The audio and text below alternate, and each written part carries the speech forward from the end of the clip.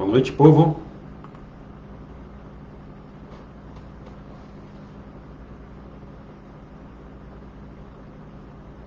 Boa noite, povo de Deus. Tá todo mundo por aí? Esperava vocês entrarem para a gente começar. Tá online aí, meu bem? Tá? Amém. Joia. Esperando vocês. Enquanto vocês entram, nós vamos orar. Pedir a Deus para que Deus abençoe a nossa noite, para que a gente ore. Boa noite, Rodrigo. Boa noite, Niceia. Que Deus abençoe vocês. Vamos orar nesse instante. Pedir para que Deus abençoe a nossa noite. Amém? Senhor, nós agradecemos ao Senhor por esse momento que o Senhor nos dá. Obrigado, Pai, porque nós estamos diante da Tua Palavra, que é uma bênção ao nosso coração, que a Tua Palavra é eterna, que nos sustenta, que nos dá esperança. Portanto, Pai Santo, nós estamos alegres e contentes nessa noite para poder compartilhar a palavra que vem do Senhor. Abençoe os nossos irmãos que estarão entrando agora nessa live, que o Senhor possa abençoá-los ricamente, Pai Santo. Em nome de Cristo, nós pedimos a sua misericórdia. Amém, Jesus. Amém, Pai Santo. Eu estou com uma nova configuração aqui, queridos, e eu preciso saber se vocês estão me ouvindo aí, se o microfone está funcionando. Rodrigão, você está me ouvindo aí? Me dá uma dica. Porque eu estou com uma nova configuração aqui e eu preciso saber se você está me ouvindo. Me fala aí. Oi, irmã Maria, boa noite, tudo bem? Graça e paz, bom vê-la aqui. Quero saber se a irmã está me escutando, se está tudo certinho. Estou com uma nova configuração aqui no computador. Eu preciso saber se vocês estão me ouvindo. Preciso ter certeza. Amém? Depois vocês me dão uma dica aí, tá bom?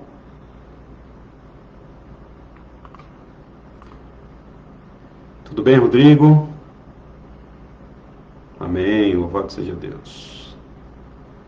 Podemos começar? Estão me escutando? Eu preciso de uma dica de vocês para saber se vocês estão me escutando.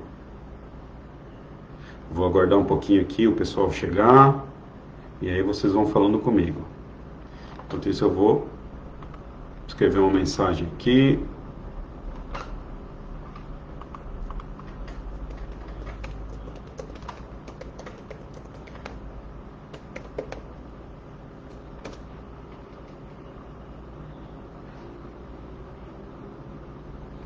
Ok. Estou aqui abrindo a minha Bíblia no Salmo 139. Hoje nós vamos dar um resuminho daquilo que nós já aprendemos sobre a soberania de Deus. E eu acredito que a gente já está chegando aí nas últimas lives sobre esse tema. Então hoje a gente vai estar dando um resuminho de tudo aquilo que a gente já viu. Eu acho que é importante nesse momento a gente parar um pouquinho, respirar, tomar um fôlego e recompor a energia para poder seguir em frente. Ok.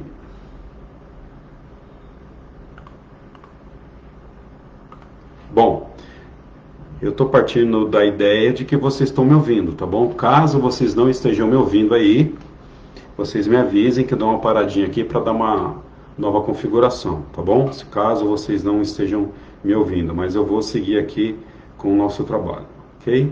Abra sua Bíblia aí no Salmo 139. E aí a Aniceia também, viu, meu bem? Vai me perguntando para o povo se o povo... Todo mundo ouvindo. Tá todo mundo ouvindo? Ah, ótimo. É que não chegou para mim aqui. Beleza. Então tá bom. Salmo 139, Salmo de Davi. Peço que você abra sua Bíblia aí no Salmo 139 e a gente vai estar lendo aqui alguns versículos do Salmo de Davi. Eu demorei um tempo para poder aprender que muita coisa daquilo que a gente conhece sobre Deus, muita teologia escrita, muita doutrina que nós conhecemos, a grande maioria delas, olha que interessante, vem do Antigo Testamento. Então, tudo aquilo que a gente sabe de Deus, da pessoa de Deus, da natureza de Deus, de como Ele trabalha, de como Ele age, a gente se remete ao Antigo Testamento. Então, se você quiser conhecer Deus, você precisa dar uma estudadinha lá no Antigo Testamento, principalmente, dica de bênção aí, ó. Principalmente no livro de Salmos. Então, se você estudar o livro de Salmos, você vai saber como que Deus é, como é que Ele se comporta, como é que Ele age, qual é a natureza desse Deus que a gente serve. Então, é muito bom a gente ter essas dicas para estudo, para que a gente possa aproveitar o máximo da nossa leitura bíblica, porque às vezes a gente lê a Bíblia e a gente não sabe por onde começar, né? Então, fica a dica aí, quando você for estudar Salmos, parte da ideia de que o livro de Salmos é o livro que está apresentando Deus, como é que Deus pensa, como é que Ele age, qual é a natureza dele, de uma forma geral. Então é importante que a gente saiba disso, para que a gente possa ter uma leitura boa da Bíblia, para que a gente possa fazer um bom estudo bíblico. Porque às vezes a gente abre a Bíblia, não sabe por onde começa, por onde termina, e aí fica uma grande dificuldade para a gente. Então, estudando o livro de Salmos, você vai ter uma ideia melhor do que é Deus, de como que Ele se manifesta na nossa vida. E para esse caráter de resuminho que a gente está dando nos nossos estudos sobre soberania de Deus, eu queria compartilhar um pouquinho aqui o Salmo 139. Depois a gente vai fazer um breve resumo do conteúdo para a gente poder seguir nas próximas lives aí, tá bom? Então, Salmo 139 diz o seguinte, é um salmo de Davi. Vamos ver aqui o que Davi fala acerca de Deus, como é que ele apresenta Deus, qual era a compreensão que ele tinha de Deus e como que a gente pode se apropriar do conhecimento de Davi para poder aplicar na nossa vida, tá bom? Então vamos lá, a partir do verso 1, Salmo 139. Para o mestre de música davídico, um salmo. Verso 1. Senhor, tu me sondas e me conheces, sabe quando me sento e quando me levanto. De longe percebes os meus pensamentos, sabe muito bem quando trabalho e quando descanso. Todos os meus dias são bem conhecidos por ti. Antes mesmo que a palavra me chegue à língua, tu já a conheces inteiramente, Senhor. Tu me cercas por trás e pela frente, e pões a tua mão sobre mim. Tal conhecimento é maravilhoso demais, e além do meu alcance. É tão elevado que não posso atingir. Para onde poderei eu escapar do teu espírito? Para onde poderei fugir da tua presença? Se eu subir aos céus, lá estás. Se eu fizer a minha cama na sepultura, também lá estás. Se eu subir com as asas da alvorada e morar na extremidade do mar, mesmo ali a tua mão direita me guiará e me susterá. Verso 11. Mesmo que eu diga que as trevas me encobrirão e que a luz se tornará noite ao meu redor, verei que nem as trevas são escuras para ti. A noite brilhará como o dia, pois para ti as trevas são luz. Tu criaste no íntimo do meu ser e me teceste no ventre da minha mãe. Verso 14. Eu te louvo porque me fizeste de modo especial e admirável, tuas obras são maravilhosas. Digo isso com convicção. Meus ossos não estavam escondidos de ti quando em secreto fui formado e entretecido como nas profundezas da terra. Os teus olhos viram o meu embrião, todos os dias determinados para mim foram escritos no teu livro, antes de qualquer deles existir. Como são preciosos para mim os teus pensamentos, ó Deus! Como é grande a soma deles! Se eu os contasse, seriam mais do que os grãos da areia. Se terminasse de contá-los, eu ainda estaria contigo.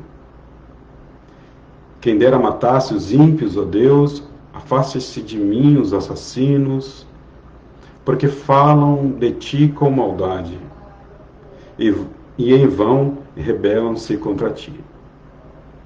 Acaso não odeio os que te odeiam, Senhor? E não detesto os que se revoltam contra ti? Tenho por eles ódio implacável, considero-os inimigos meus. Sonda-me, ó Deus, e conhece o meu coração.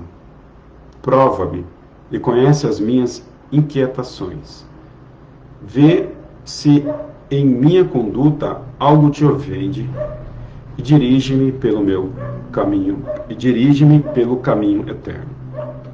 Esse salmo de Davi, ele é um salmo importante para que nós entendamos a natureza de Deus. Quando Davi começa a escrever esse salmo, a gente vai perceber que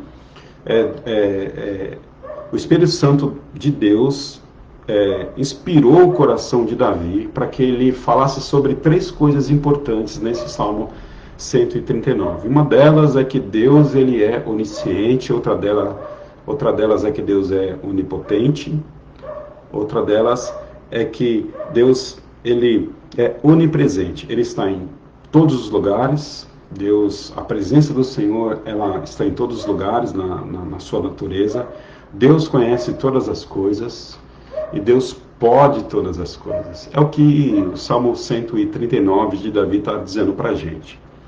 Então, quando Davi começa a falar, ele vai dizer o seguinte, que não adianta a gente tentar fugir de Deus, não adianta a gente tentar fugir do Senhor, porque de alguma forma o Senhor está em todos os lugares que a gente possa imaginar. Quando a gente vai estudar o livro de Jonas, a gente percebe que existe uma intenção no coração de Jonas de fugir do Senhor para poder ir para um lugar distante, para que o Senhor não possa usar a sua vida. E aí a gente vai perceber no livro de Jonas que o Senhor encontra Jonas no meio do caminho, né?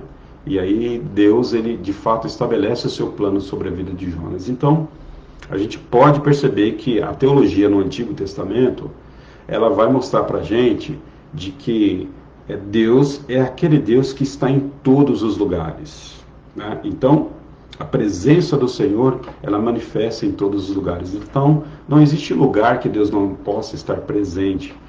E também, de alguma forma, a gente pode também entender no Salmo 139, que Deus conhece todas as coisas. Davi diz que no seu levantar, no seu deitar, antes que a palavra viesse à sua boca, todos os pensamentos de Davi, eles são conhecidos por Deus. Então, vamos imaginar aqui um planeta nosso, do jeito que é populado. Imagine esses bilhões aí de pensamentos, essas bilhões de falas, esses bilhões de seres humanos pensando e falando, agindo, e Deus sabendo exatamente o que cada um está tramando no coração nesse momento, ou o que cada um está pensando nesse momento. Esse é o nosso Deus. É o Deus que conhece todas as coisas. É o Deus de Davi e é o Deus nosso também, certamente. Então, não adianta a gente tentar fugir de Deus, mesmo se a gente ir para a sepultura, mesmo se a gente ir para o céu, de alguma forma a gente pode perceber que Deus, ele sempre está não só criando as coisas, mas controlando a nossa vida de uma forma geral. E Deus também, ele conhece, ele está presente na nossa vida, ele é o Deus que, de alguma forma, ele exerce o seu poder sobre nós.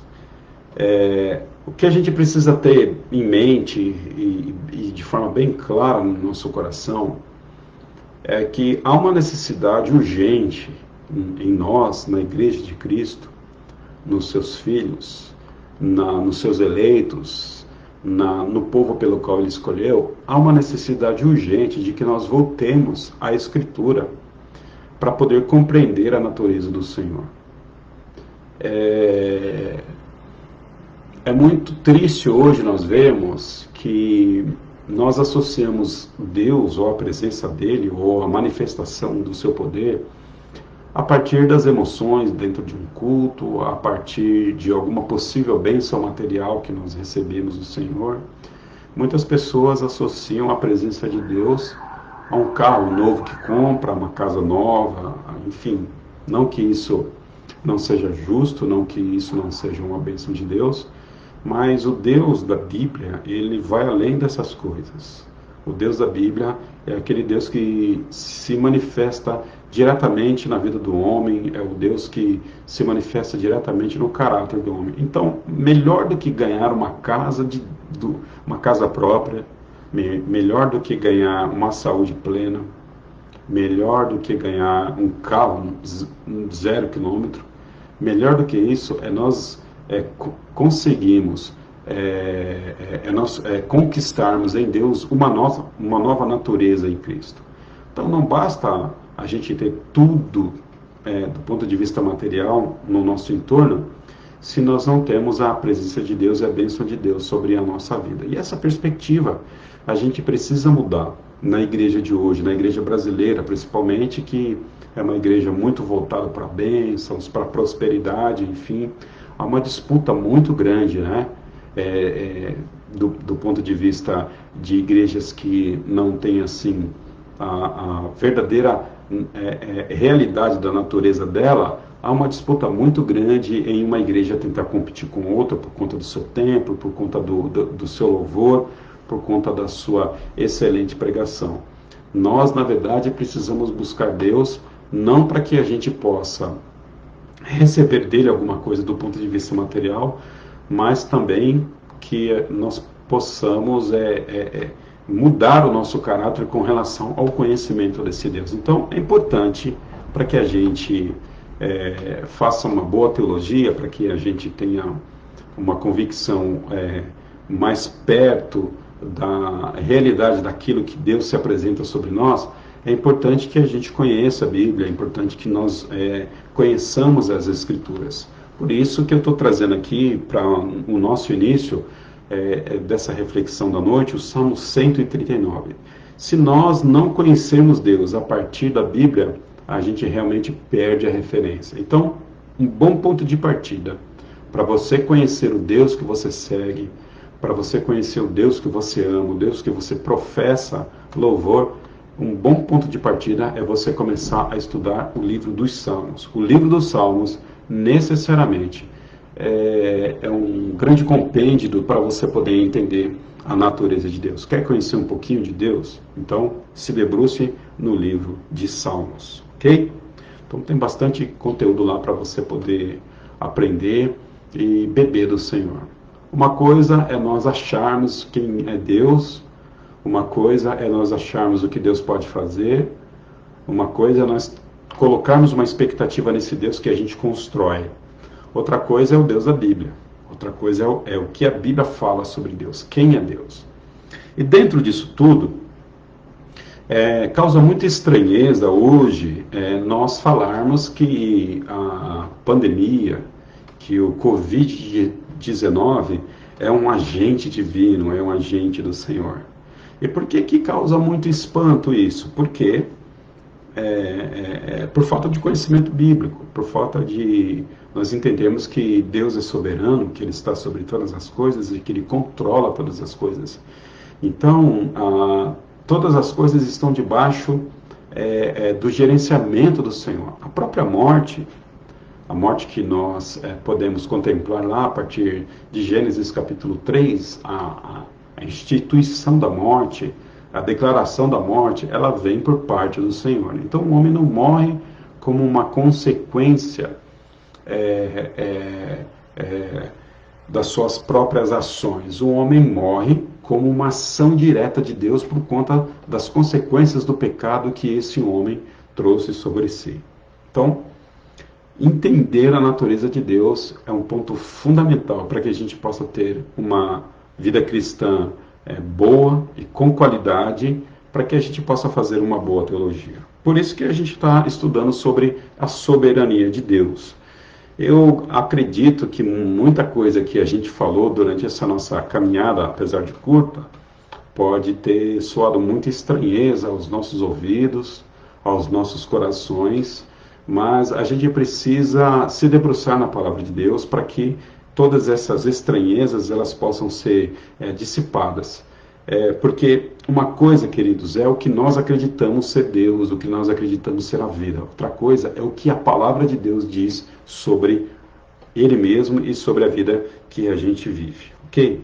Hoje nós, a partir do Salmo 139, que a gente acabou de fazer a leitura, a partir da perspectiva de Davi, a gente vai fazer um resuminho de tudo aquilo que a gente viu, um breve resumo, para que na próxima semana, ou melhor, nessa semana ainda, na próxima quinta-feira, a gente comece aí a finalizar esses nossos estudos sobre a soberania de Deus. Necessariamente, a partir da próxima quinta-feira, a gente vai estar falando sobre a relação da soberania de Deus com a nossa oração. Se Deus é soberano, se Ele cria e controla todas as coisas, por que a gente precisa orar? Qual é o nosso papel dentro disso tudo? E aí eu acredito que a gente, entrando na oração, a gente consegue finalizar o estudo e sintetizar de uma forma geral aquilo que a gente vem trazendo aqui todas as terças e todas as quintas, ok?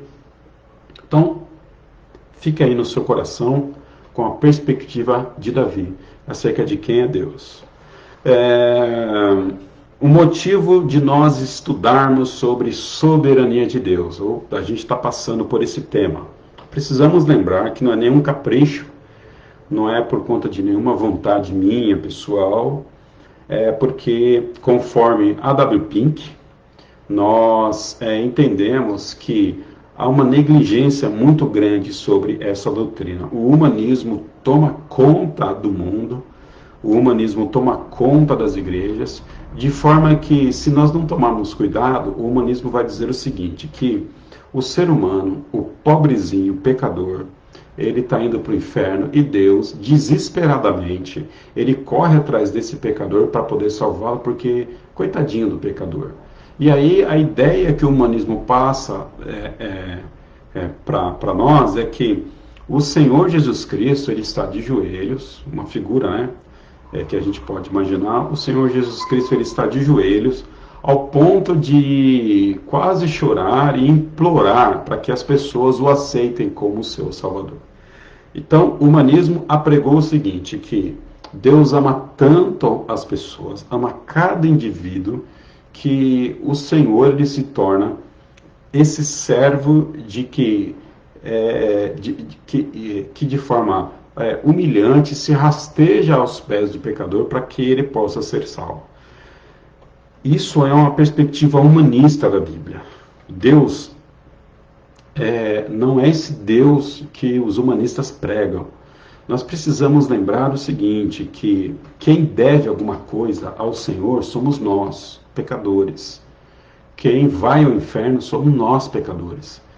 E que nós é que devemos rastejar aos pés de Cristo para que Ele possa nos salvar, e não ao contrário. Não é Jesus que tem necessariamente que vir ao nosso encontro para que a gente seja salvo. É nós que precisamos nos debruçar. Há uma responsabilidade que recai sobre nós para que a gente se debruce aos pés do Senhor. Eu estou falando aqui de hierarquia, quem é servo e quem é escravo na manutenção da salvação. O ser humano, ele é totalmente escravo na manutenção da salvação, e Jesus Cristo, ele é totalmente Senhor na manutenção da salvação. A gente nunca pode perder essa perspectiva de vista, né? Então, precisamos inclusive tomar cuidado quando a gente vai evangelizar e falar de Cristo para as pessoas, para que nós não apresentemos Jesus como sendo uma pessoa que está sedenta do amor dos outros, e se aquela pessoa não receber a Cristo como Salvador, Jesus vai ficar extremamente triste para a eternidade. Não é isso. A gente deu uma olhadinha na semana passada, em Atos capítulo 2, sobre aquela primeira pregação que a gente tem na Igreja de Cristo a partir de Pedro, e a gente vai perceber que Pedro não disse lá, olha, Jesus Cristo ama todo mundo, né? Jesus Cristo é um bonzinho, o Papai do Céu espera que vocês se arrependam e, por favor, aceitem a Cristo como Salvador. Esse discurso não é o discurso de Pedro. A gente vai perceber que Pedro, ele começa ali em Atos capítulo 2, falar de algumas coisas importantes. Ele vai apresentar quem é Deus, ele vai apresentar quem é Cristo, e na caminhada do discurso, na caminhada da pregação de Pedro, as pessoas, elas vão se sentir incomodadas e elas mesmas, né, perguntam, tá, Pedro, o que a gente faz agora? E Pedro diz o seguinte, olha, vocês precisam se arrepender dos seus pecados. Então, a pregação do Evangelho, o anunciamento do Evangelho do Senhor, deve promover contrição no coração do pecador para que ele reconheça quem ele é e ele apelar a Cristo. Então, na verdade, o apelo não vem dos púlpitos, querido. O apelo vem do coração do pecador. É o pecador que precisa apelar a Cristo e não Cristo quem apela à humanidade. A gente precisa ter isso de forma bem clara no nosso coração. Por quê? Porque se nós invertemos a situação, a gente vai construir uma teologia que não é bíblica. Deus é soberano, Jesus Cristo é soberano e a pregação, de fato, é uma pregação de arrependimento, mas a gente entende que há uma responsabilidade no homem para que o homem ele se curve diante do Senhor. Então é importante que a gente saiba disso. Lá no Antigo Testamento a gente sempre vai ver Davi, os profetas. Nós estamos estudando todo domingo o profeta Amós. Aí a gente vai perceber que Deus é aquele Deus que interfere na humanidade, ele faz o que ele quer, como ele quer, de acordo com o seu eterno conselho, com a sua eterna sabedoria, e o homem precisa apenas responder a isso. É importante que nós conheçamos Deus no Antigo Testamento, na perspectiva de Davi, na perspectiva de Moisés, na perspectiva de Josué, na perspectiva de Samuel, na perspectiva do livro de Crônicas, do livro dos Reis. Se a gente leu o Antigo Testamento, de Gênesis até Malaquias, a gente vai perceber que esse Deus, que talvez a gente constrói, que é um Deus que passa a mão na cabeça da gente, esse Deus não é um Deus bíblico, esse é um Deus que, na verdade, a gente criou. Então, para que a gente entenda a doutrina da soberania de Deus, é importante que nós tenhamos uma compreensão de como que Deus é apresentado no Antigo Testamento. E o Deus do Antigo Testamento também é o Deus do Novo Testamento. Esse é o mesmo Deus. A gente não pode aqui dividir a natureza de Deus por conta do Antigo e do Novo Testamento. É que a perspectiva, às vezes, pode variar um pouquinho de como que Deus atua, mas a natureza é a mesma. Quando a gente chega no Novo Testamento, a gente vai perceber que Deus é aquele que vai ao encontro do homem. Quando a gente percebe, já nas primeiras páginas do Novo Testamento, especificamente no livro de Mateus, a gente vai perceber João Batista, o primo de Jesus, falando, olha, Jesus é o Cordeiro que tira os pecados do mundo, e João Batista dizendo o seguinte, olha, eu sou aquela pessoa que abriria os caminhos para a vinda do Senhor, conforme disse o profeta Isaías. E quando a gente vai perceber o caráter da pregação de João Batista, é um caráter meramente de arrependimento. João Batista prega arrependimento. Então é necessário que o homem se arrependa. A mesma mensagem do Antigo Testamento. No Antigo Testamento havia uma necessidade do homem se arrepender. Agora, no Novo Testamento, a mesma mensagem também se apresenta. A gente vai ver, conforme a gente já citou no livro de Atos, que Jesus Cristo ele foi crucificado de acordo com o plano de Deus. E Deus usou da própria maldade humana para poder construir o seu plano. Ou seja, nada do que aconteceu na vida de Jesus e na sua história foi acidente. Tudo estava escrito na agenda do próprio Deus. Então, entender também a teologia do Novo Testamento é importante para que a gente compreenda a natureza desse Deus que a gente serve. Por isso, queridos, que não tem jeito. Para que a gente possa concordar e discordar daquilo que a Bíblia, daquilo que a gente escuta, a gente precisa ter a Bíblia como fundamento, a gente precisa se alicerçar sobre a Bíblia. Então, fica a dica aí para você ler toda a Bíblia, Antigo Testamento e Novo Testamento, para você entender um pouquinho sobre a natureza de Deus. Estou dando aqui um resuminho sobre a soberania de Deus, essa doutrina que a gente está estudando. Então, estou aqui enfatizando a importância do estudo do Antigo e do Novo Testamento.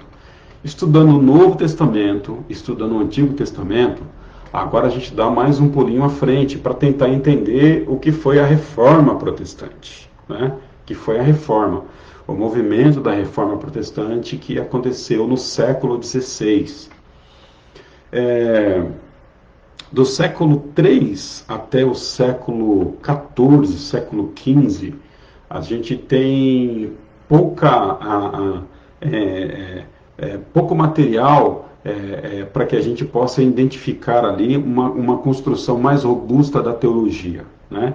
A partir do século XVI, a gente vai ver que a teologia agora, ela de fato é algo marcante na vida dos crentes, marcante na vida das pessoas que têm Cristo como seu Salvador. A partir do século XVI acontece a Reforma Protestante. E aí a gente tem nomes aí importantes como Zwinglio, como Calvino, como o próprio Martinho Lutero. São pessoas que elas estavam escutando os padres, os pais romanos falarem, ensinarem, e elas começam a pegar esses ensinos que estavam sendo ensinados na Igreja Romana e começam agora a comparar esses ensinos com a palavra de Deus. E aí essa turma da Reforma Protestante vai dizer o seguinte: opa, peraí, aquilo que eles estão falando de Deus, aquilo que eles estão falando de salvação, aquilo que eles estão falando de evangelismo, isso está muito diferente daquilo que a Bíblia diz.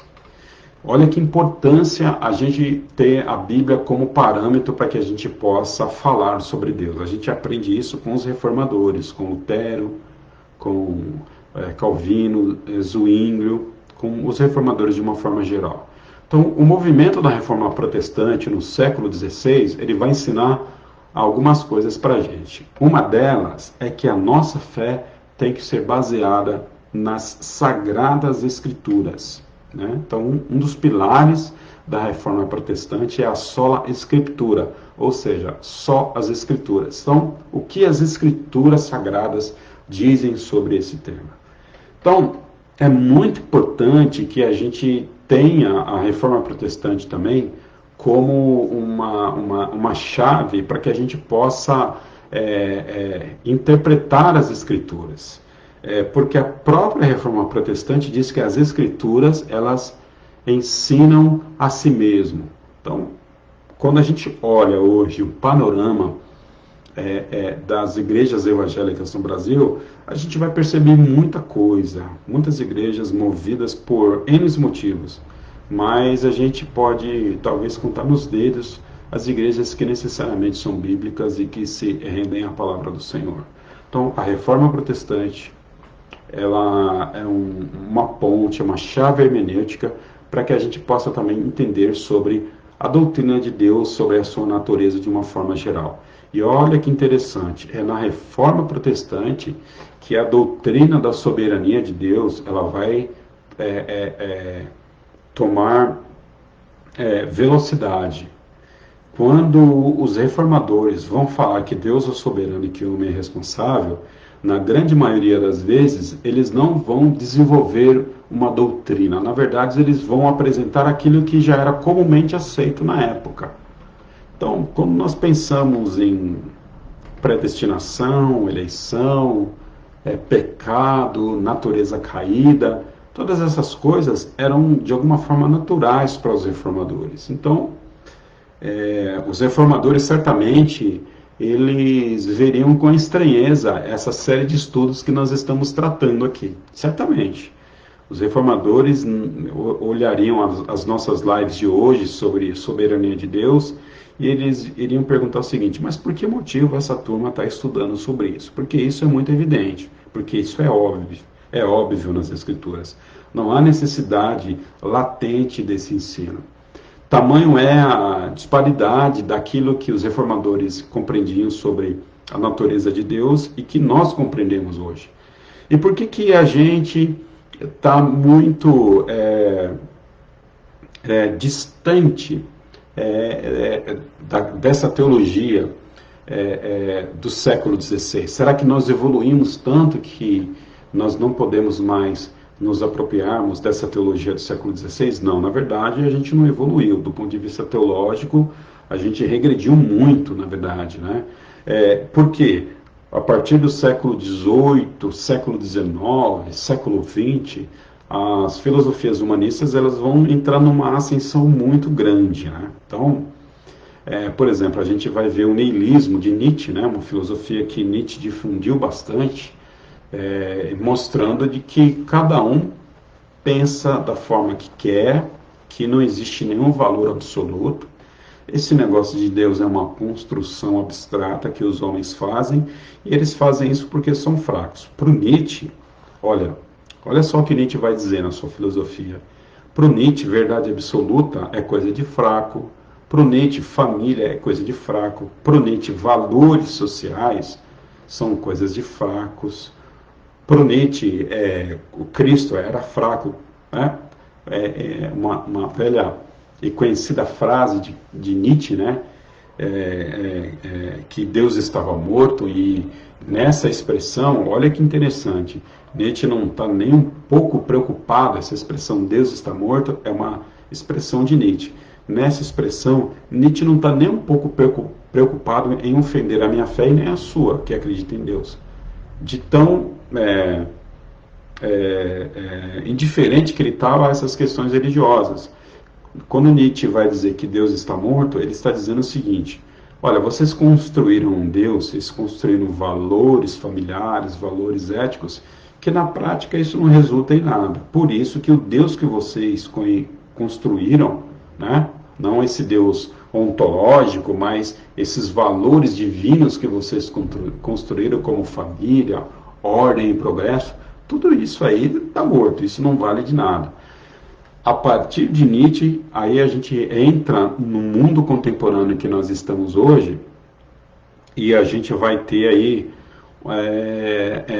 essa bagunça que está hoje, que a gente chama de pós-modernidade. Nós estamos num período de pós-modernidade, segundo os sociólogos, ou modernidade alta, ou alta modernidade, que é um momento em que não existe verdade, é um momento em que cada um faz o que quer, cada um escreve o que quer, existe igreja para todo tipo de gosto, existe doutrina para todo tipo de gosto, existe verdade para todo tipo de gosto. Se você quiser acreditar em família, bem. Se você não quiser acreditar em família, também está tudo certo. Ou seja, cada um vive a vida que deve viver. Deixa a vida me levar, vida leva eu. Acho que é o Zeca Pagodinho, né? Que é o autor desse samba aí. É a teologia do Zeca Pagodinho.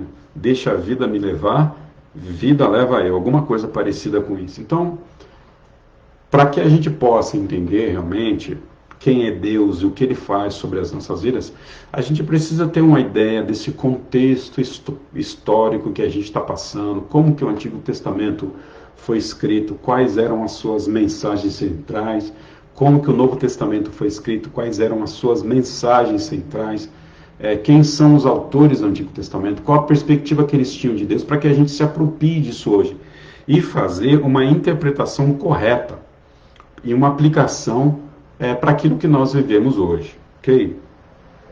Então é importante, queridos, o estudo da Bíblia, para que a gente entenda a natureza de Deus, para que a gente não saia por aí repetindo o que os outros falavam, né? Repetindo doutrinas. É muito comum hoje a gente repetir doutrina, mas não dependa das outras pessoas para que você possa conhecer realmente a natureza de Deus. Para isso você precisa mergulhar no Antigo Testamento, no Novo Testamento, entender um pouquinho o que aconteceu na Reforma Protestante e também entender o que está acontecendo hoje nos nossos dias, no nosso dia a dia, tá? Como eu disse, hoje é um resuminho para que a gente possa avançar aí na próxima quinta-feira sobre a doutrina da soberania de Deus e a oração. A gente vai entender essa relação. Lembro que eu já indiquei esse livrinho aqui, deixa eu ver se aparece aí. Está aparecendo aqui, isso aqui. Esse livrinho é o livrinho do pastor A.W. Pink, ok? Pastor norte-americano do século XX, um homem de Deus, um livro, apesar de ser um livro excelente, não é um livro erudito, não é um livro que você precisa ter muito conhecimento para se apropriar. dos conhecimentos desse livrinho. Então, eu faço questão que você compre esse livrinho aqui, ó. Faço questão, porque esse livrinho realmente vai ajudar você a entender um pouco mais essa doutrina, ok? E também quero recomendar aqui esse livrinho também do John Owen, Por Quem Cristo Morreu.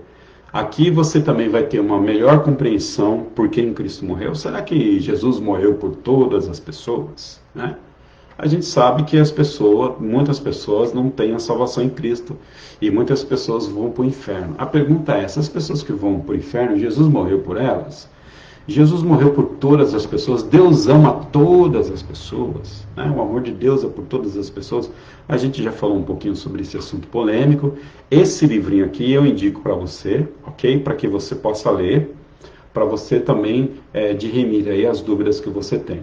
Se você tiver a Bíblia e esses dois livrinhos, o livro do pastor A.W. Pink e esse também do pastor John Owen, certamente você vai ficar craque aí sobre a soberania de Deus. Amém? Então vamos lá para uma segunda parte nossa, mais revisionista. O que significa dizer que Deus é soberano? Significa dizer que Deus, ele criou todas as coisas do nada pelo seu supremo poder. Então, não existe teoria de Big Bang, não existe teoria do evolucionismo. Crente que acredita no Big Bang, crente que acredita na evolução, ele ainda não entendeu a natureza de Deus com relação à sua soberania. Deus criou todas as coisas a partir do nada. E ele criou todas as coisas não porque ele estava insatisfeito num determinado momento, estava lá triste, sentado no seu sofá, e ele disse o seguinte: puxa, eu estou tão triste aqui, não tenho nada para fazer, estou entediado, eu vou criar todas as coisas para poder satisfazer uma necessidade dele. Não. Deus, na sua eternidade, já estava plenamente satisfeito, plenamente feliz. Então, o fato dele ter criado a criação, isso não vai fazer dele mais ou menos Deus. Então, isso significa dizer que Deus é soberano, que ele, pela sua vontade, pela sua própria sabedoria, indiferente de pressões externas, ele criou todas as coisas a partir do nada, a partir de nenhuma matéria existente. Para a gente entender um pouco melhor essa questão da criação, se nós podemos dizer que Deus criou alguma coisa que Deus criou todas as coisas a partir de algo, esse algo é a sua palavra. E a palavra de Deus é a pessoa de Cristo. Então Deus criou todas as coisas do nada, numa perspectiva, mas em outra perspectiva podemos também afirmar que Deus criou todas as coisas a partir da pessoa de Jesus Cristo. Então foi Jesus que criou a gente, foi Jesus que criou todas as coisas, porque todas as coisas se manifestam a partir da pessoa de Jesus. Então, Deus não precisou de nenhuma ajudinha para que a criação fosse estabelecida. Não havia nenhuma necessidade em Deus para que as coisas se tornassem o que são hoje, porque Deus estava altamente suficiente em seu amor e em sua alegria desde a eternidade. A gente precisa entender também, dentro dessa perspectiva de soberania, ou dentro desse conceito, é que, de alguma forma, que a gente não sabe como, Deus controla todas as coisas, inclusive a vontade humana. Deus controla a vontade humana. A vontade humana, ela é gerenciada por Deus, ela é controlada por Deus, e de alguma forma, que nós não sabemos como, Deus, a palavra de Deus, ela nos diz que o homem, ele é responsável moralmente pelos seus pecados, apesar de Deus controlar as suas vontades. Então, Deus, ele é aquela pessoa que ele endurece corações, conforme a gente já viu, e Deus também é a pessoa que amolece corações. O mesmo sol é o sol que endurece o barro e que derrete o barro. A gente precisa entender Deus como sendo esse Deus que faz o que ele deseja fazer com o coração humano. Agora, precisamos entender que o fato de Deus controlar a vontade humana, dele gerenciar, de acordo com seus decretos, a vontade humana, mesmo aquelas pessoas que não aceitam a Cristo como Salvador, apesar de Deus não nutrir o coração dessas pessoas com a fé salvífica, a responsabilidade é dessas pessoas por não aceitar a Cristo. Aí, o que a gente pode entender? Poxa, então há uma incongruência, né? Ou seja, há uma discrepância de doutrina, enfim, não é lógico dizer o seguinte, olha, as pessoas que vão para o céu são as pessoas que são salvas, que Deus trabalhou no coração.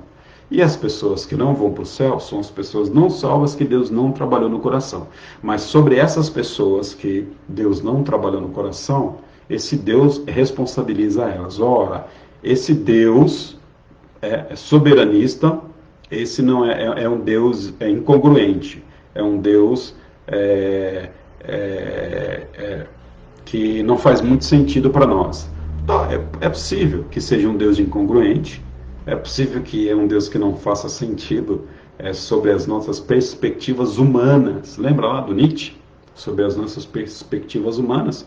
Necessariamente a gente não vai compreender esse Deus, mas é um Deus que a Bíblia mostra que é para nós, né? A gente leu lá, estudou um pouquinho Romanos capítulo 9, e chega um momento que o apóstolo Paulo vai dizer o seguinte: quem somos nós para questionar aquilo que Deus faz? Quem somos nós para questionar por que Deus exerce misericórdia sobre um e por que Deus não exerce misericórdia sobre outros? Quem somos nós para questionar por que Deus criou vasos para honra e vasos para desonra? Olha só, o apóstolo Paulo está dizendo o seguinte: tem uma salinha fechada. Na verdade, quando eu falo da imagem da salinha fechada escura, na verdade eu não criei isso, na verdade está na Bíblia lá. O apóstolo Paulo acho que foi uma das primeiras pessoas no Novo Testamento a pensar sobre isso. Quem somos nós para poder entrar nessa salinha escura e tentar desvendar os mistérios de Deus? A gente precisa aceitar aquilo que Deus colocou sobre as nossas vidas. E aceitar aquilo que Deus colocou sobre as nossas vidas é um sinal de submissão a Deus. Por isso que nós precisamos entender que chega um momento, nos nossos estudos bíblicos, no nosso conhecimento de Deus, que a gente precisa parar e aceitar o que Deus diz. Aceitar o que Deus diz. Não tem outro caminho para isso, ok? Deus é soberano e o homem é responsável pelo seu pecado. E a chave para que a gente possa entender isso é a vontade humana. E a gente dá mais um saltinho, né? Estamos repetindo algumas coisas aqui. A vontade humana. Então, Lutero, ele escreveu muito sobre a vontade humana. Inclusive, ele escreveu um livro, apesar de pequeno, mas um livro fundamental, para a teologia bíblica, sobre a escravidão do homem diante do pecado, diante da natureza do pecado de si mesmo. Ou seja, o homem, quando nasce, ele nasce pecador, e ninguém nasce sem pecado, ninguém nasce puro. Todas as pessoas nascem pecadoras e nascem escravas da sua vontade. Aí, eu sempre tenho aqui a ilustração do boi e da criança, né? Se você soltar um boi no pasto e uma criança, certamente você vai ver que o boi tem um comportamento diferente da criança. E por que os dois se comportam diferentes, de forma diferente, pensam de forma diferentes, agem de forma diferentes? Porque são seres existentes de naturezas diferentes. E Lutero vai se apropriar disso para dizer o seguinte: o homem, quando nasce, ele nasce pecador. A natureza dele é uma natureza caída, de pecado, de forma que ele, por si só, não pode buscar a Deus e nenhum conhecimento divino. Então, entender que a vontade humana é uma vontade caída, a gente consegue entender de uma forma mais plena a doutrina da soberania de Deus. O homem é livre? Sim, o homem é livre. O homem é livre. O homem tem liberdade? Tem liberdade. É por isso que nas pregações do Antigo e do Novo Testamento, Deus chama o homem a arrependimento, porque Deus sabe que o homem é livre para poder aceitar ele ou não. A gente já falou sobre isso. Se você está com dúvida, dá uma voltinha lá nas outras lives, lá que é importante. Então, o homem é livre, ele exerce liberdade. Agora, ele não arbitra livremente, ele age livremente. O homem não tem, na perspectiva da doutrina da soberania, o homem não tem livre arbítrio, o homem tem livre agência. Ele age voluntariamente, mas ele não arbitra voluntariamente. O que é arbitrar? Arbitrar é saber escolher, é saber a diferença da mão direita e da mão esquerda. Do ponto de vista moral, eu estou falando, logicamente, né? Saber a diferença da mão direita e da mão esquerda. O homem, pecador, caído, não salvo em Cristo, ele não sabe a diferença da mão esquerda e da mão direita. Ele não sabe. Se ele não sabe as diferenças entre esquerda e direita, certamente ele não sabe como se aproximar a Deus. Por isso que ele vai agir de acordo com a sua natureza. Precisa agora haver uma intervenção de Deus, para que Deus traga clareza para ele sobre as verdades do reino, para que ele possa encontrar a Cristo como Salvador. Então, a grande questão está aí. Para que a pessoa exerça fé em Cristo, o Espírito Santo precisa trabalhar no coração dessa pessoa. Se a gente disser o seguinte, que a pessoa não crente, o Espírito Santo tenta trabalhar, mas a pessoa não aceita o Espírito Santo, a gente está dizendo o seguinte, que o Espírito Santo de Deus, ele não foi capaz, não foi soberano, ele não foi poderoso para poder salvar aquela pessoa, para poder convencer aquela pessoa do seu pecado, da sua justiça e do seu juízo. Aí, a vontade da pessoa está soberana à vontade do Deus, do Espírito Santo. Mas a gente precisa entender da seguinte forma. Essa forma é errada. Por quê? Ou melhor, deixa eu corrigir aqui. Voltar um pouquinho atrás. Então, há uma compreensão errada de que o Espírito Santo trabalha no coração das pessoas e as pessoas rejeitam esse Espírito Santo. Nós não podemos compreender isso dessa forma, porque se a gente compreender isso, a gente vai colocar o Espírito Santo como escravo e a vontade humana como soberana. A gente precisa entender o seguinte, que algumas pessoas Deus trabalha a partir do Espírito Santo dele e outras pessoas não. Essa é a verdade, porque todas as pessoas que são trabalhadas pelo Espírito Santo de Deus, essas pessoas, elas se aproximam e enxergam esse Deus que a gente professa, esse Deus da salvação. A grande questão que a gente não consegue responder é por que Deus trabalha uns corações e por que Deus não trabalha outros corações. Ok?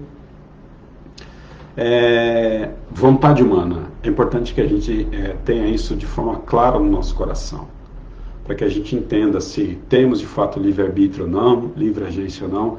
A gente precisa entender se nós temos a verdadeira compreensão do que significa a expressão vontade humana. Perfeito? Vamos voltar um pouquinho para o Salmo 139. Davi, ele vai falar para nós que o Senhor é aquele que o conhecia. Eu estou aqui no Salmo 139, 1. O Senhor é aquele que sabia quando ele se levantava e quando ele se sentava. Querido, nada passa desapercebido dos olhos de Deus. Todas as ações que acontecem no mundo, elas estão sobre o cuidado de Deus, porque Deus sabe todas as coisas. Verso 5, tu me cercas pela frente. Verso 6, tal conhecimento é maravilhoso demais para mim. Verso 7, para onde eu corro, né? Para onde poderia eu escapar do teu Espírito? É impossível. Deus é impossível. O homem é indescapável, né? Ou seja, ele não pode fugir de Deus. Né? É impossível o homem escapar do Senhor. É impossível o homem fugir do Espírito Santo de Deus. É o que Davi está dizendo aqui, ó. Então, verso 8, eu posso estar nos céus, eu posso estar na sepultura. Verso 9, eu posso estar na alvorada, eu posso estar na extremidade, no fundo do mar. Não existe nenhum lugar que eu possa fugir da sua presença. E aí, Davi está falando da onipresença de Deus, que Deus está em todos os lugares. Depois, Davi vai falar sobre o poder de Deus, o poder criativo de Deus. Senhor, o Senhor me fez no ventre da minha mãe. O Senhor me fez. Não existe nascimento por acaso.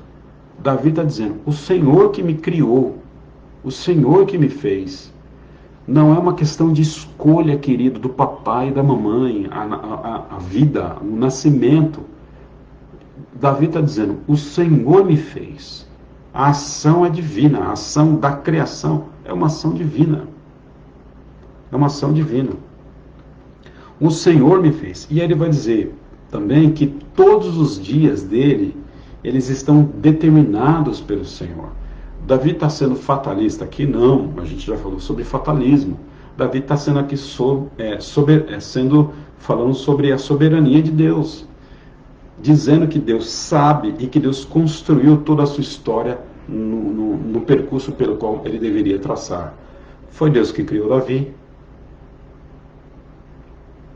Foi Deus que ungiu Davi para ser rei, quando ele era pico-ruxo lá, quando Samuel foi procurar ele. Foi Deus que empoderou Davi do Espírito Santo de Deus para poder vencer Golias, matar leão, abrir boca de urso. Foi Deus que fez Davi. Quem foi? Davi tinha uma real noção de quem era Deus, que ele podia fazer todas as coisas.